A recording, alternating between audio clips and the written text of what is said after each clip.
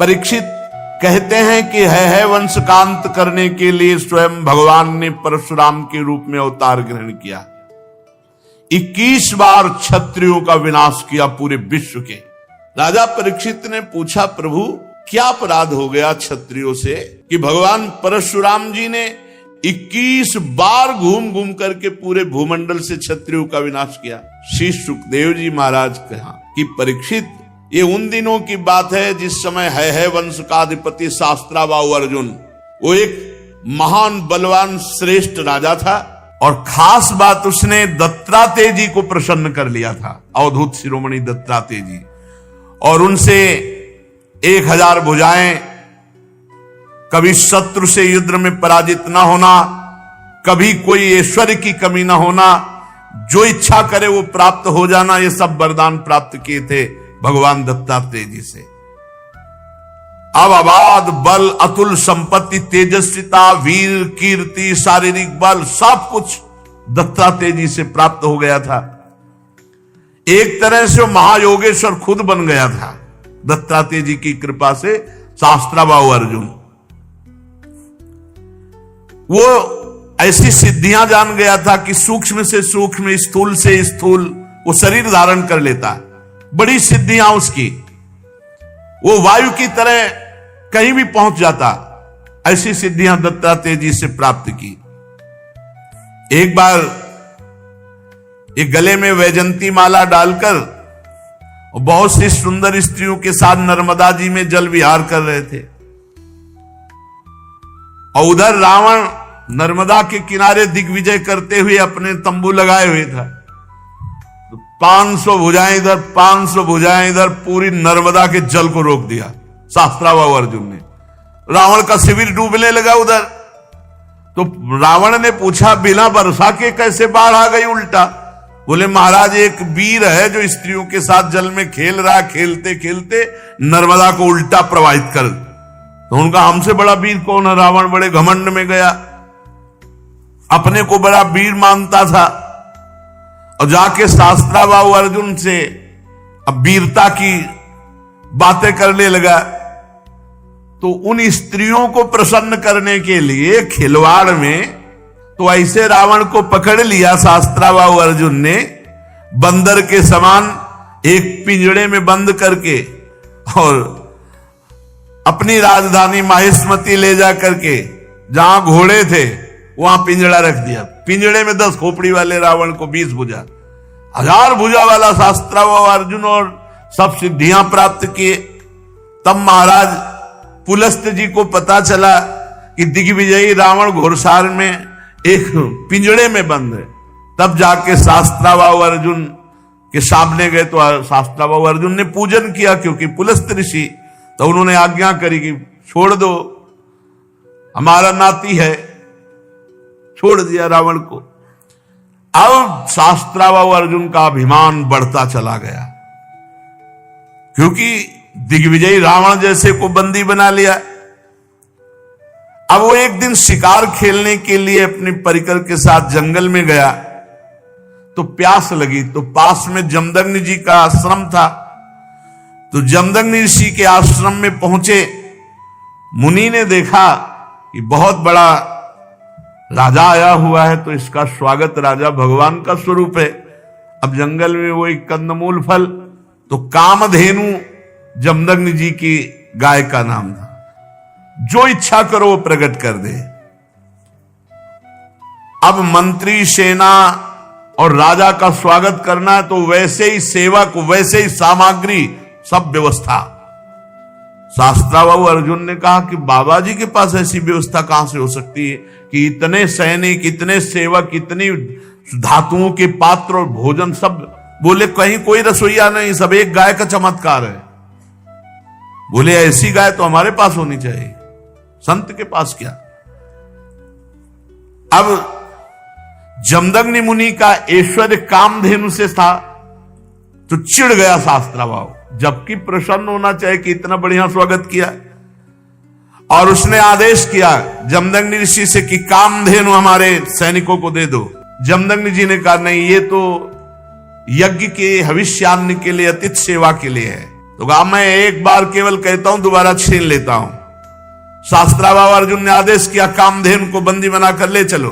अब कामधेनु डकराती हुई बलपूर्वक शास्त्राबाहु अर्जुन महिष्मतीपुरी ले गए। जब शाम के परशुराम जी आए तो आश्रम सब उजड़ा हुआ। मां से पूछा तो उन्होंने बताया कि सारा का सारा दुष्टता का वृत्तांत शास्त्राबाहु अर्जुन है वंशी। भयंकर फरसात हाथ में लिए हुए परशुराम जी जैसे किसी महामत वाले सिंह को कोई दबा नहीं सकता, ऐसे गरजते हुए महिष्मतीपुरी गए। अभी वो मस्ती में था कि प्रवेश ही नहीं कर पाया था कि भगवान परशुराम जी पहुंच गए। परशुराम जी की बड़ी विलक्षण झांकी थी। हाथ में परशुराम, मस्तक पर जटा का मुकुट, त्रिपुंड लगा हुआ। जे भी शास्त्राबाहु अर्जुन झपटा, भगवान परशुराम जी ने जो जटाएं सूर्य की तरह चमक रही थी खोल लिया और हाथ में फरसा धारण करके बात की बात में सारी सेना को विध्वंस करके और उसके 1000 भुजाएं जो भगवान अवधूत शिरोमणि दत्तात्रेय जी के द्वारा दी थी सब काट के गिरा दी। फरसे का ऐसा प्रहार कि कोई सामने नहीं बचा। बाहें जांघें सब काट काट के। परशुराम जी के बाणों से जब है पति का सर्वनाश हो गया तो 10,000 लड़के थे शास्त्राबाहु अर्जुन के, 10,000। भगवान परशुराम जी तो 10,000 लड़के तो अभी नहीं थे इनके साथ, ये अलग थे। सब पूरे परिकर सहित शास्त्राबाहु अर्जुन को मार डाला भगवान परशुराम जी ने। कामधेनु छुड़ाकर आश्रम में ले आए। महिष्मतीपुरी के शास्त्राबाहु अर्जुन का विनाश बड़ा आश्चर्य में। जमदग्नि जी ने कहा, हाय हाय परशुराम, तुम क्या उपद्रव करते हो? अरे राम राम, वो राजा था, गाय ले जा रहा था, ले जाने देते, तुमने हत्या क्यों कर दी? राजा सर्वदेवमय होता है, तुमने अपराध किया। अरे हम लोग ब्रह्म ऋषि हैं, क्षमा हमारा बल है, संसार हमको इसीलिए पूजता है क्योंकि हम क्षमावान हैं। तुम्हारे ब्रह्मा जी भी क्षमा के बल से ही ब्रह्म पद पर स्थित है। ऋषियों की शोभा क्षमा होती है, ये सर्वशक्ति प्रदर्शन नहीं। भगवान तुम पर प्रसन्न हो, अब तुम तप परायण हो, तुमने अपराध किया, राजा का वध किया, ये ब्रह्म हत्या से भी बढ़कर है। जाओ तीर्थों का सेवन करते हुए तप करो और इसका प्रायश्चित कर डालो। भगवान परशुराम जी घुटने टेक कर जमदग्नि जी के आगे जो आज्ञा। अब 1 वर्ष तीर्थ यात्रा करके अपने आश्रम पर आए। परशुराम जी की माता रेणुका गंगा तट पर संध्या के लिए गंगा जल आदि लेने गई थी। वहां एक गलती हो गई माता जी से। आज सत्संग में कहा, नेत्र वाणी कान संभाल के नहीं, अपराध बन सकता किसी से भी। तो वहां गंधर्वराज चित्ररथ अप्सराओं के साथ जल विहार कर रहा था। गंधर्वराज के जल विहार करते समय अंग प्रत्यंग और अप्सराओं की वो क्रीड़ा माता जी कुछ क्षण देखती रही। अच्छा लगा, बस कोई कामना नहीं हुई, कोई मलिनता नहीं आई, बस देखती रही, अच्छा लगा। और भूल गई कि संध्या का समय पतिदेव तर्पण आदि के लिए इसमें लिखा हुआ है कि उनका मन गंधर्वराजम क्रीडंतम मत्सरोभिर पश्यत, अच्छा लगा। विलोकयंती क्रीडंत मुदकार्थम नदीम गताहा, उनका मन खिंच गया चित्ररथ की इस अप्सराओं से केल। कहा जमदग्नि जी का एकांतिक भजन में स्वभाव, और माता जी ने जब चित्ररथ गंधर्व की केली देखी अप्सराओं से तो अच्छा लगा। बस ये संध्या का समय बीत गया।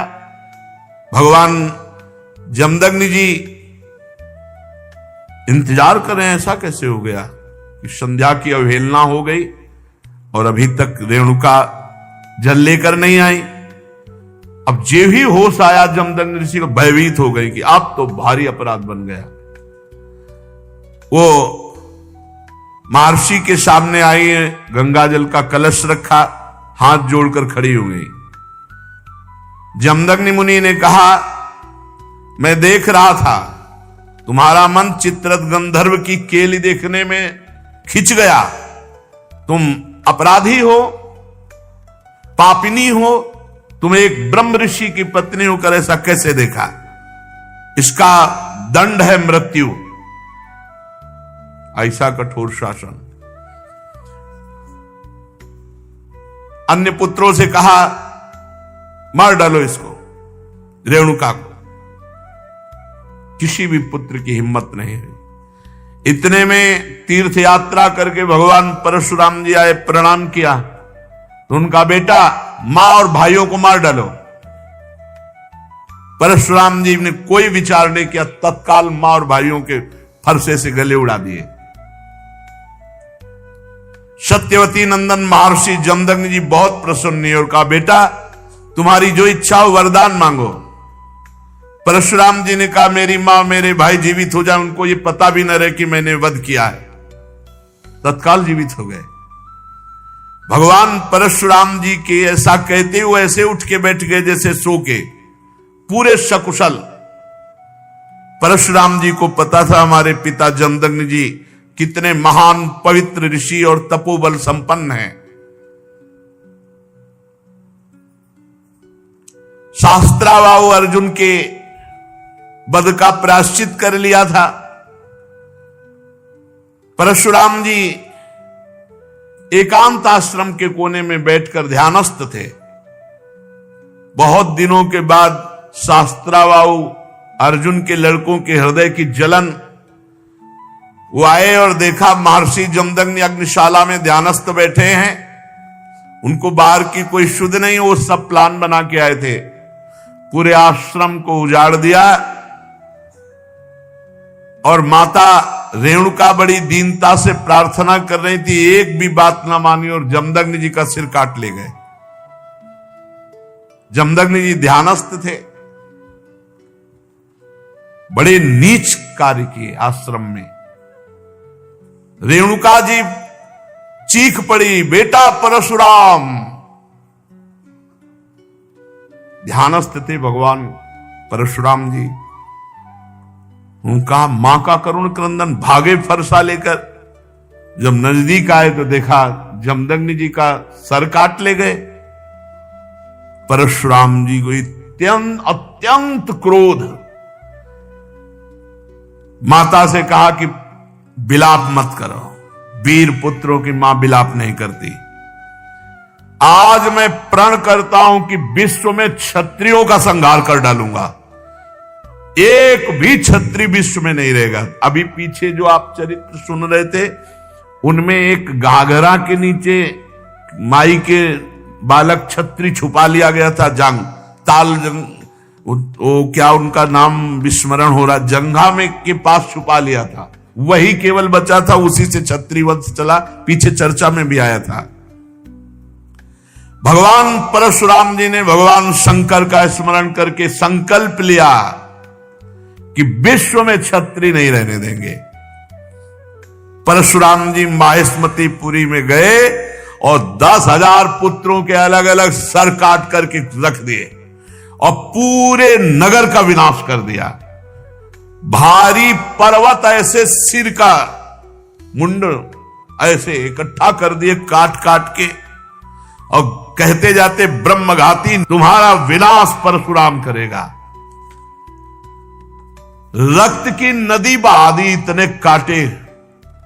जो राजा थे, क्षत्रिय थे, ब्राह्मण द्रोही क्षत्रियों का हृदय कांप उठा। भगवान वर्तमान में जो क्षत्रिय असुर स्वभाव वाले हो गए थे, उनके विनाश के लिए ही प्रकट हुए थे। इसलिए अपने पिता जमदग्नि के वध का निमित्त बनाकर 21 बार, एक बार घूम के काट डाला, फिर 2 बार घूम के, 21 बार पूरे विश्व में घूम करके 5 तालाब समंत पंचक में रक्त के बना दिए काट काट के। और फिर अपने पिता का सर जो सुरक्षित रखा हुआ था माता के पास, जोड़ा और पुनः जीवित कर दिया। पहले 21 बार क्षत्रियों का विनाश किया, फिर अपने पिता का सर ला के जोड़ा। और फिर बाद में सबके प्रायश्चित के लिए यज्ञ की और 7 दिशाएं जीत करके ब्रह्म ऋषियों को दान कर दी। इसके बाद यज्ञांत स्नान किया और समस्त पापों से मुक्त होकर मेघ रहित सूर्य के समान तेजस्वी परशुराम जी जमदग्नि जी को स्मृति रूप संकल्प में शरीर की प्राप्ति हुई। भगवान परशुराम जी से सम्मानित होकर उस 7 ऋषियों के मंडल में 7वें ऋषि होकर आज भी विराजमान है। परीक्षित कमल लोचन जमदग्नि नंदन भगवान श्री हरि परशुराम बन करके आए और क्षत्रियों का विनाश करके जगत का मंगल किया। आज भी भगवान परशुराम जी विराजमान है महेंद्राचल पर्वत पर बड़े शांत स्वरूप। सिद्ध गंधर्व चारण उनके चरित्रों का गान करते हैं। सर्वशक्तिमान विश्वात्मा भगवान श्री हरि जब राम रूप में अवतार लिए और जब धनुष भंग हुआ तो अजगौ का खंडन सुनकर परशुराम जी के हृदय में क्षोभ हुआ कि फिर कोई क्षत्रिय ऐसा पैदा हुआ, क्योंकि वो सब विनाश लीला करके शांत, कौन ऐसा पैदा हो गया जो हमारे गुरु का अजगौ खंडन कर दिया। अब ध्यान के द्वारा, वहां फोन से तो मतलब नहीं, ध्यान के द्वारा देखा, बोले विदेहराज जनक की नगरी मिथिला पहुंच गए। इनके चलने से ही पृथ्वी कांपती थी। देख ले कि परशुराम जी आ रहे तो मतलब जितने भाग पाए नहीं, चरणों में लौट जाते थे अपने बाप बाबा का नाम लेते हुए। ऐसा सहजय चितवन मनोह रिसाने, ऐसे देख लिए तो समझ गए हमारी आयु पूरी हो गई। कोई भी हो, ऐसा रुद्र रूप भगवान परशुराम का। पिता सहित नाम लेकर सब दंडवत प्रणाम। महाराज जनक भी सब सीता जी को लाके, विश्वामित्र जी राम लक्ष्मण को लाके दंडवत कराई। भगवान परशुराम ने कहा, जनक इस सभा में कौन ऐसा है जो हमारे गुरु भगवान शंकर के अजगौ का खंडन करने वाला है। सारी सभा उसको छोड़कर अलग हो जाए या वो सभा को छोड़कर अलग हो जाए, नहीं अभी सारी सभा मारी जाएगी। अब तो कोई उनके ये थोड़ी था कि केवल भाषणें दे रहे हो। उन्होंने 21 बार क्षत्रियों का, पूरी जनकपुरी में हाहाकार मच गया। जानकी जी को एकांत लेकर उनकी माता रोने लगी, सब बन गया था बिगड़ गया, नहीं तो बढ़िया बन गया, सब अजगौ खंडन हो गया। राम जी के साथ सिया जी का ब्याह हुआ। मार उलरे चलाए दे रहे थे परशुराम जी। लक्ष्मण जी ने कहा, महाराज थोड़ा शांति धारण करो। शांति, ऋषि का स्वरूप शांत, घोर वेश धारण किए हुए हो, कैसे बार बार, ये ऋषियों की मर्यादा। अरे ये किसका लड़का है, हमको समझा रहा है। परशुराम जी हमको समझा रहा है, हमारा गीत न विश्वामित्र जी का बता दो हम कौन है। अरे लक्ष्मण जी ने कहा, गुरु जी के बताने की जरूरत नहीं, आप कई बार बता चुके हो। आपने तो अपने मुख से कई बार बताया कि आपने फरसा से क्षत्रियों को काटा, ये वो खूब बता चुके हो। महाराज यहां कुमड़ बतिया को नाही, जे तर्जनी देख मर जाए। ये बार बार उलरो मत, गुस्सा मत दिखाओ। यहां कुम्हड़ा की बतिया नहीं कि तुम्हारी तर्जनी उंगली देखने से हम, महाराज हम रघुवंशी हैं। जहां परशुराम जी का क्रोध बढ़ता वहां राम जी आगे आ जाते, हाथ जोड़कर विनय करने लगते। तब उन्होंने कहा, पहला फरसा तुम्हारे चलेगा। राम जी से कहा कि पहला, क्योंकि जब हमको क्रोध आता है, ये छोटा राजकुमार क्रोध दिलाता है, इसको तो समझाते नहीं और हमसे विनय करते हो, और हमें लगता है कि तुम ही ने अजगौ खंडन किया है। राम जी ने कहा, हां आपका कोई दास, निज दास, वही ऐसा करने के साहस कर सकता है। अरे दास तो सेवा करता है, स्वामी के प्रति अपराध नहीं करता है। बहुत क्रोधित होकर के तब उन्होंने कहा परशुराम जी से, सावधान, अभय होए जो तुम्हें डराए। पहली बात तो जो आपसे डर जाता है वो अभय हो जाता है, क्योंकि आपका स्वरूप ऐसा है। और दूसरी बात हम आपको बता रहे हैं, हम रघुवंशी हैं। काल भी सामने ललकार दे तो कदम पीछे नहीं हटाते। भगवान श्री राम के गंभीर वचन जे ही कान में पड़े वो आंख में आंख मिलाई तो थर्रा गए परशुराम जी और कहा, एक हमारा संशय निवृत्त करो, इस धनुष पे प्रत्यंचा चढ़ा दो, बस मेरे हृदय में कुछ संशय हो गया। ऐसे ही जेवी लेने को हुए से धनुष आ गया, खिलवाड़ में चाप चढ़ा दी। तो उनका भगवान श्री हरि के सारंग धनुष पर चाप केवल श्री हरि चढ़ा सकते हैं। आप श्री हरि हैं, आप हमारे भगवान हैं और भगवान के चरणों में झुके। और उस दिन जो चाप चढ़ा तो भगवान श्री राम ने कहा, आपकी आयु को नष्ट कर दे या आपके तप को नष्ट कर दे, क्योंकि बाण व्यर्थ नहीं जाएगा। तो उनका, प्रभु हम तो आपके आश्रित हैं, तप को नष्ट कर दीजिए जिसे हम पुनः कर सकते हैं, लेकिन आयु और अंतर ध्यान शक्ति आदि को नाश मत कीजिए। भगवान ने परशुराम जी के तप को लक्ष्य बनाकर बेधा। उस दिन से आज भी शांत स्वभाव से बिना किसी को मारे काटे भगवान महेंद्राचल पर्वत पर विराजमान है। अगर आपको यह वीडियो पसंद आई हो तो इस वीडियो को लाइक करें और मेरे चैनल को सब्सक्राइब करें। आगे आने वाले समय में ऐसी ही और भी वीडियोस में अपलोड करूंगा। अपना कीमती समय देने के लिए धन्यवाद।